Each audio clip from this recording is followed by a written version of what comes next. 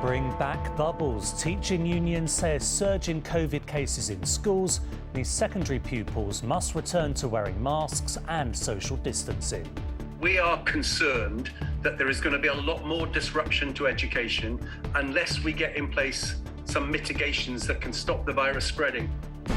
Also on the programme, businesses ask the government for their own energy price cap. The BT boss who wants to protect women walking alone through their phones. Alexandra Sasnovich is the party pooper. And the spell is broken. Emma Raducanu loses her first match since the US Open, but isn't too upset. You can easily get sucked into just being so focused on the result and getting disappointed. But I mean, I'm 18 years old, I need to cut myself some slack.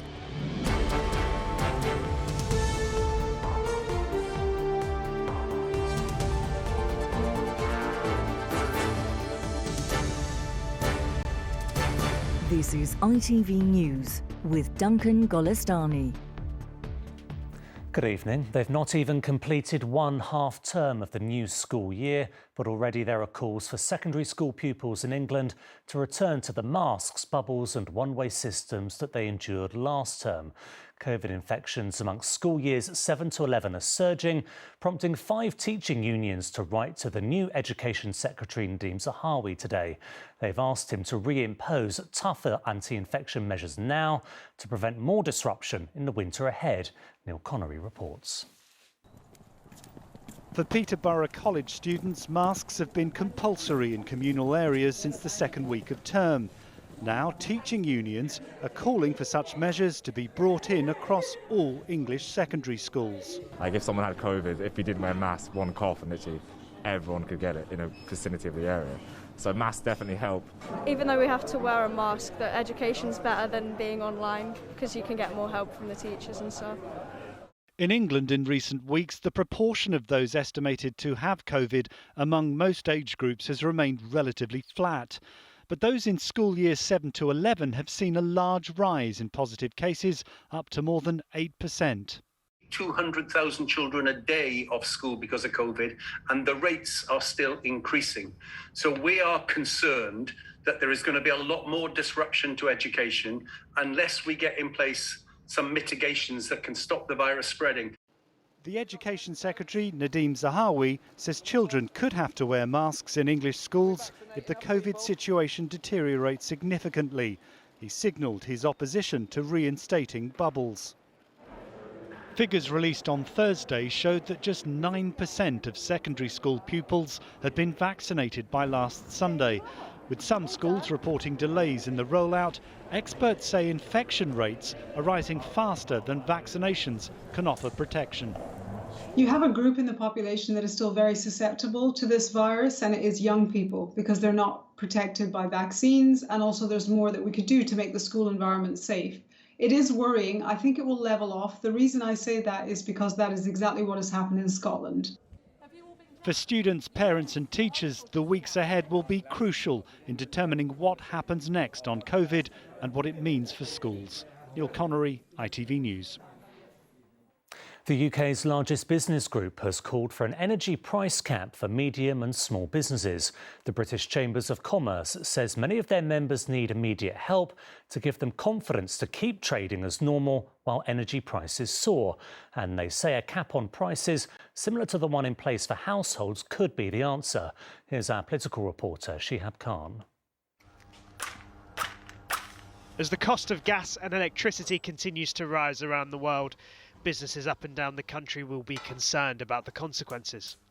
For the Lawn Guest Hotel near Gatwick, energy usage tends to be high, and Kasim Suhail, the hotel manager, says any increase in their bills would hit them hard. It will start to become unsustainable. We'll have to have a later check-in time so that we can accommodate, the heating being turned on later, or an earlier checkout time, so that we can restrict the amount of time that the central heating is on for. But obviously, for us, number one is to make sure that our guests are comfortable. Small and medium-sized businesses mostly buy their energy in advance, but for those whose contracts are due for renewal soon, they could see a spike in costs. That's why the British Chamber of Commerce is now calling for an energy price cap for businesses to try and mitigate any pain. That intervention comes the day after big business leaders from sectors which depend on affordable energy warned the government that some factories could be weeks away from closing. If nothing changes in the next 2 to 3 weeks, then there will be more companies that will be pausing or shutting production. I'm sure of that. Representatives from steel, paper, glass and ceramics have all raised similar worries, and Labour say the government urgently needs to find a long-term solution. This willful complacency that has got us to where we are has got to change. The government's got to get a grip, and we need to see some long-term investment, some real plans, and working with business on those issues and how to address them in the long term. As the crisis goes on, the government says it is listening to and working with businesses to explore ways to manage the impact of this crisis. Shihab, those businesses that are in trouble, how likely is it they'll get that cap? What we know is that the government is liaising with businesses. The government keeps saying they will listen to proposals that are put forward. Sources that I've spoken to within a number of industries say they are submitting those proposals. We don't know for sure what exactly the plan will be from the government as they move forward. What we do know is that this is a global crisis. This is something that is affecting countries around the world, and the government will want to mitigate this in some way. It's tricky territory for a government that isn't too keen on intervening in markets. We know that already, but they will want to find a way to make this slightly easier moving forward. Shihab, thank you. Lebanon found out what it's like to lose all power today when the national grid shut down completely. The country has faced power cuts for weeks, but today its 2 biggest power stations reportedly ran out of fuel. Officials say it will be several days at least before power can be restored. And 2 people were found alive today in the rubble of a 7-storey apartment block that collapsed in Georgia yesterday. Search and rescue operations are continuing for 1 missing person. At least 8 victims have been found dead, including 3 children. BT has won the backing of the Home Secretary, Priti Patel, for a proposed phone service to help women who are out alone. It would come in the form of an app which would track users and check they have arrived at their destination safely. BT's boss said he wants to do something practical after being disgusted by the murders of Sarah Everard and Sabina Nessa. But critics argued the app fails to tackle the actual problem, male violence. Lucy Watson reports. The feelings of anxiety a woman endures when she walks home alone may never change. And every fear ever felt was compounded by the murders of Sarah Everard and Sabina Nessa. Their brutal deaths sparked outrage and disgust. In light of these tragedies, there are now suggestions for a new emergency phone number to protect anyone who feels vulnerable, not just women and girls. The new service would let you opt into an app, or you could text or dial the number 888, and that would start GPS tracking. That would then trigger a warning if you didn't get to your intended destination on time, and at any point you could send an instant alert. The boss of BT is behind the idea, and the system could be up and running by Christmas. People are very scared in the wake of what's happened, especially living around here and knowing that it's kind of your route home. So I think anything that will help to protect you is a really good idea. I don't think it's, the best thing in the world that women have to change their behaviour, but that seems to kind of be the situation that we're in. From one perspective, yes, it's not fair to expect behaviours to have to change, but also I think it's, from the other point of view, at least there's opportunity for women to have another resource at their disposal. But many believe the solution to male violence is not further surveillance of women. I don't want the onus to be on women to keep themselves safe. Doesn't matter what we do, what numbers we call, what time of day or night it is, we can't be confident that we will get home safely. And until we make sure that men no longer attack women, and we don't need gimmicks like 888 numbers, then women aren't going to be safe. So innovation must work with education to make real cultural change. Lucy Watson, ITV News. Britain's new teenage tennis star Emma Raducanu has come crashing down to earth, losing her first professional match since her 10 straight victories in the US Open last month. The 18-year-old lost in straight sets to Belarusian Alexandra Sasnovich at the Indian Wells tournament in California. From there, our correspondent Robert Moore reports.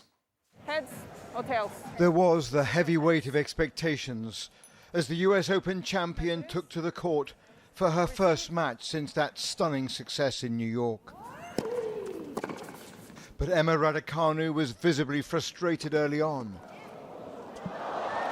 Game and first set to Sasnovich. And the Belarusian player Alexandra Sasnovich quickly took control. Brilliant from Sasnovich. Raducanu didn't lose a set in her 10 matches at Flushing Meadows, but here in Indian Wells in under 90 minutes, she lost the match. That is a fine victory for Alexandra Sasnovich. But afterwards was determined to look on the bright side. I think that it's going to take me time to adjust really to what's going on. I mean, I'm still so new to everything, like the experiences that I'm going through right now, even though I might not feel 100% amazing right now. Like, I know that for the greater good and for the bigger picture, I'll be thanking this moment. So yeah, that's the lesson. I think that you can easily get sucked into just being so focused on the result and getting disappointed. But I mean, I'm 18 years old. I need to cut myself some slack. So afterwards, fans told us she shouldn't be discouraged. What would your message be to Emma Raducanu tonight? Oh, hang in there, sweetie. You're talented, you're wonderful, and we're behind you for the future. I just think that sometimes these kids have these great triumphs so soon, and then they have a lot thrown at them, and it's maybe a little too much too soon. But her future is still tremendously bright. Tremendously bright. She's a great athlete. She'll do well. That defeat last night will not be judged too harshly because Emma Raducanu has always made clear that her approach to tennis is to enjoy it and to learn. And now she can gain valuable experience on the WTA Tour. But there was success here for Britain. Andy Murray followed Raducanu onto centre court here and quickly won. And yes, his wedding ring, which had been found again, was still attached to his trainers. Raducanu will now regroup, saying that from defeat she will learn the most. Robert Moore, ITV News in Indian Wells, California.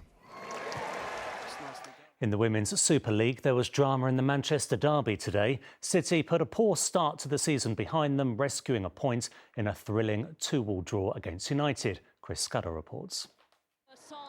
For a team who haven't finished out of the top 2 for 6 years, Man City didn't much like being second best in their own city. 3 defeats in a row was nothing to bang on about. But this was much better, and only Mary Earps in the United goal kept them out. Then it was uphill again. England's Georgia Stanway was sent off. That was very high. It's a red. Despite being a player down, City rose to the occasion and took the lead. But 3 defeats on the bounce suddenly threatened to become 4. United equalised. And moments later, they were ahead through Alessia Russo.